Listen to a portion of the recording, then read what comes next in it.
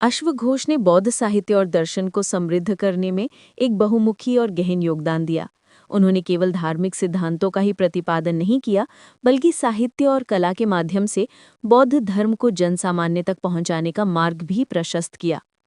अश्वघोष का बौद्ध साहित्य में योगदान।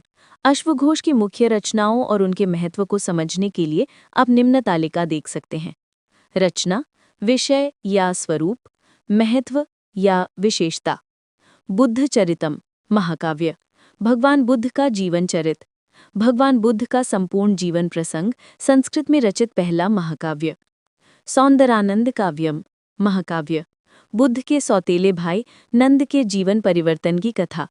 काव्यात्मक सौंदर्य की दृष्टि से उत्कृष्ट, संसारिक प्रेम से धर्म की ओर मोड़ का सुंदर चित्रण। शारिपुत्र प्रकरणम नाटक, शारिपुत्र और महामौदगल्यायन के बौद्ध धर्म स्वीकारने की कथा। संस्कृत साहित्य के इतिहास में प्राप्त प्राचीनतम नाटक, 9 अंकों वाली रचना। गंडी स्तोत्र गाथा, स्तोत्र गीत, भक्ति रस से परिपूर्ण गीति काव्य। वज्रसूची, दार्शनिक ग्रंथ, तत्कालीन सामाजिक मान्यताओं जैसे जाति की आलोचना।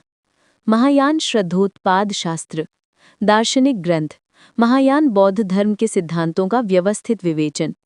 लेखन शैली की विशेषताएं। अश्वघोष की लेखन शैली ने ही उनके साहित्य को इतना प्रभावशाली बनाया है। काव्यात्मकता एवं भाव प्रवणता। अश्वघोष ने बौद्ध दर्शन के गूढ़ सत्यों को काव्य के माध्यम से सहज और रोचक बनाया है। उनकी रचनाओं में करुणा, समता और जागृति के भाव सुंदर छंदों में संजोए गए हैं। शास्त्रीय ज्ञान का समन्वय। उनकी रचनाओं में वेद, वेदांग, रामायण, महाभारत, पुराण, सांख्य, योग दर्शन आदि गहन शास्त्रीय ज्ञान की छाप स्पष्ट दिखाई देती है। उदाहरण के लिए बुद्धचरित में आराड़ मुनि का उपदेश सांख्य दर्शन के अनुरूप है। भाषा पर अधिकार। अश्वघोष को संस्कृत भाषा और व्याकरण पर अत्यधिक महारत हासिल थी। उन्होंने अपने काव्यों में विभिन्न लकारों के दुर्लभ और विविध प्रयोग किए हैं, जो उनकी भाषाई कुशलता को प्रमाणित करते हैं। नाटकीय प्रस्तुति। अश्वघोष ने संगीत और नाटकीयता के माध्यम से बौद्ध धर्म का प्रचार किया। कहा जाता है कि उनका अपना एक संगीत मंडल था, जो राज दरबार से लेकर बाजारों तक में जाकर लोगों को आकर्षित करता था और इसके जरिए धर्म का संदेश पहुंचाता था। भारतीय जनसामान्य पर प्रभाव। अश्वघोष वो चंद कवियों में से एक हैं जो बौद्ध धर्म को भारतीय जनमानस तक पहुंचाने में सक्षम रहे। उनकी रचनाओं को संदर्भ और भावनाएं देखे जा सकते थे, जो बौद्ध धर्म को समझने और स्वीकारने में सहायक हुए।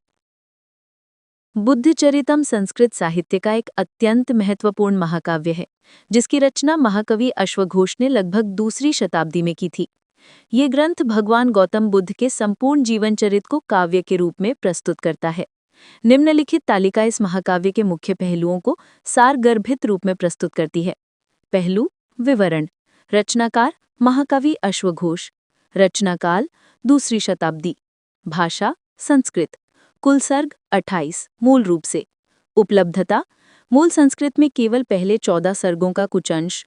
पूर्ण ग्रंथ चीनी और तिब्बती अनुवाद में उपलब्ध। मुख्य विषय भगवान बुद्ध का जीवन चरित जन्म से लेकर बुद्धत्व प्राप्ति तक। ग्रंथ की सामग्री और संरचना। कथावस्तु बुद्ध चरित की कथा का आरंभ भगवान बुद्ध के गर्भाधान से होता है और इसकी परिणति उनके बुद्धत्व प्राप्ति में होती है। इसमें बुद्ध के जन्म, राजसी ठाट बाट का त्याग, ज्ञान की खोज, कठोर तपस्या और अंत में बोधि वृक्ष के नीचे ज्ञान प्राप्ति जैसे प्रसंगों का सुंदर वर्णन है। सर्गों का विभाजन। इस महाकाव्य के 28 सर्गों में से प्रथम 14 सर्ग बुद्ध के जन्म से लेकर बुद्धत्व की प्राप्ति तक की कथा कहते हैं। शेष सर्गों में उनके धर्मचक्र प्रवर्तन और शिक्षाओं का वर्णन है। ऐतिहासिक यात्रा और पुनर्प्राप्ति। मूल पाठ की हानि। दुर्भाग्य से बुद्धचरित का मूल संस्कृत पाठ अपने पूरे रूप में भारत में लगभग लुप्त हो गया था। केवल इसके पहले 14 सर्गों का ही कुछ अंश संस्कृत में उपलब्ध रहा। अनुवादों के माध्यम से पुनर्जीवन। इस ग्रंथ को चीनी सन 420 के आसपास और तिब्बती 7वीं-8वीं शताब्दी भाषाओं में किए गए अनुवादों ने सुरक्षित रखा। बाद में इन्हीं अनुवादों के आधार पर विद्वानों ने इस ग्रंथ को पुनः संस्कृत और हिंदी में रूपांतरित किया। साहित्यिक विशेषताएं और महत्व। प्रथम संस्कृत महाकाव्य। बुद्धचरित को संस्कृत भाषा का पहला महाकाव्य माना जाता है। इसकी कथा का रूप विन्यास वाल्मीकि कृत रामायण से मिलता जुलता है। कालिदास पर प्रभाव। माना जाता है कि महाकवि अश्वघोष की भाषा शैली और कथा प्रसंगों का महाकवि कालिदास के काव्य, विशेषकर कुमार संभव पर स्पष्ट प्रभाव देखा जा सकता है।